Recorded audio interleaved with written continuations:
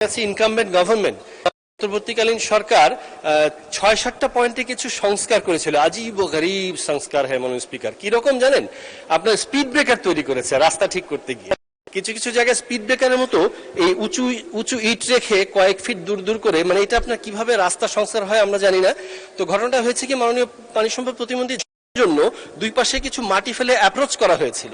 তো উনি হয়তো রোলার কোস্টার রাইডটা পুরো পাননি, তো ফেরার পথে ভারী গাড়ির চাকায় ওই মাটিগুলো উঠে গেছে, আবার আগের অবস্থায় চলে গেছে। তো এই হয় কি, এই ৬-৭টা পয়েন্টে গভীর রাতে ছিনতাই বা ডাকাতি করার জন্য গাছ ফেলতে হয় না মাননীয় স্পিকার, ওই সংস্কারিত রাস্তাটাই যথেষ্ট।